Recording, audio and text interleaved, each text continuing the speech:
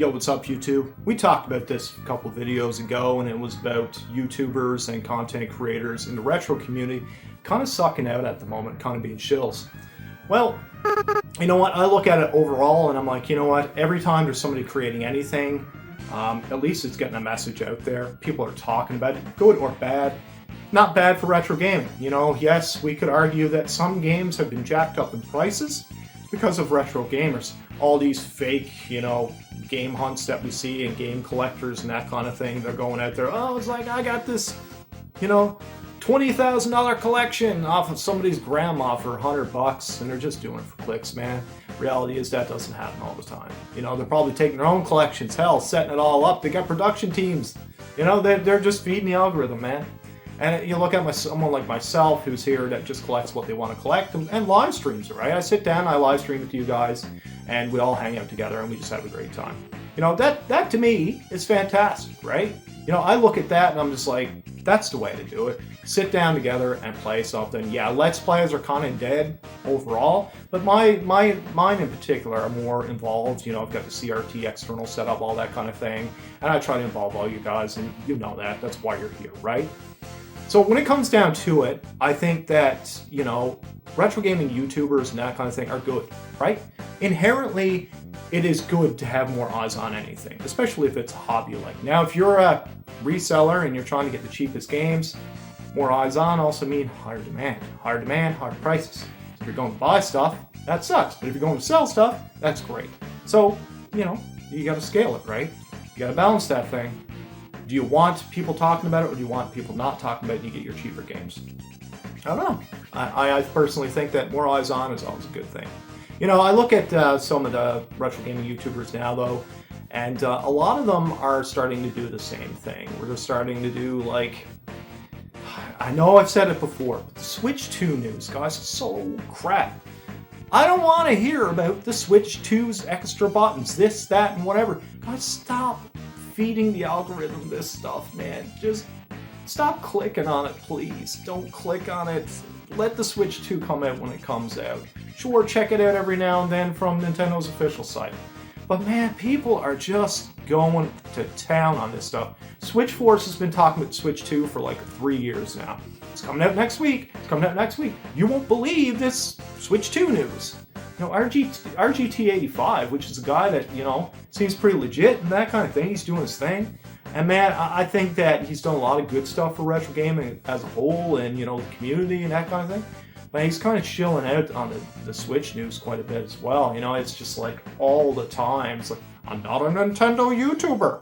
It's like, well, man, if you're not a Nintendo YouTuber, then I'm not a YouTuber at all. You know what I mean? What are you saying? Now, I know it's like the joke and that kind of thing, but it bothers me to no end to see people taking the low-hanging fruit, clicks, all that kind of thing.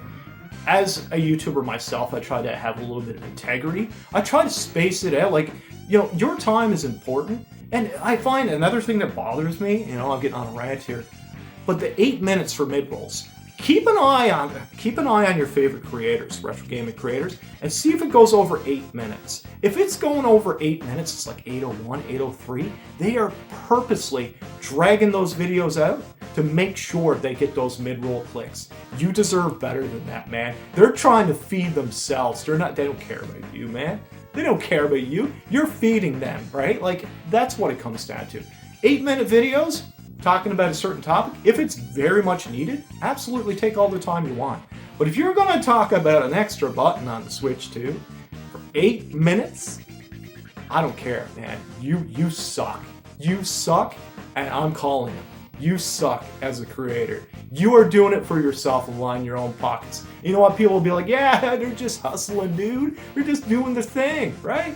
They've got affiliate links all over the place, which I'm sure you guys all heard of Honey interjecting itself into the affiliate link program so that, you know, I think it's hilarious in a way because creators were coming up with so many affiliate links for peddling crap, and then they peddle Honey on top of it, and it's like, damn, man. So not only that, they're ripping themselves off, they're ripping you off because you're getting the coupon, and then on top of that, with the Honey program, if you actually sell things, you can basically pay to say, I don't want 20% being used, I want 3% coupons being used on the site. Absolutely crazy. Like, you can't serve both, right? And that's why the honey scandals, and I know I'm diving into another thing, that's its own kettle of fish, but let's face it, you know, as a creator, we are creating for you. You are not here for us. That has always been my message. At the end of the day, it makes me happy when you show up and comment on my videos. It makes me happy when, you know, you show up to my live streams, you're cheering me on in a Battletoads no death run, right? Like, that's incredible stuff. But as a whole, you know, it's just like, I think we've gone a little ways away from what makes retro gaming great as content creators. What makes retro gaming great is showing off the games, talking about them in your experiences. You know, that's the big thing, in my opinion. You know, doing up a nostalgia-fueled review of your top 5 RPGs for a system, that kind of thing really gets people engaged. That's what people want to watch, man. People don't really care about the low-hanging fruit as much as you might think. You may get the click, but I bet your average view duration is probably through the shitter, right? I mean, it would be, because nobody's really that interested. So yeah, guys, I just wanted to talk about this for a little bit today. I think it's a fascinating topic. I think that, you know, when it comes to creators and that kind of thing, I think you deserve better. You know, I think you should probably consider, you know, unsubscribing from some of the clickbaity channels, because you know what? They don't care about you, and you really shouldn't care about them if they don't care about you. That's my opinion. Hey, it might be a hot take, but I don't care. It's my channel. I'm going to say what I'm going to say. Let me know in the comments what you think, guys, and I will see you next time here at Koi Fish Gaming. Bye now.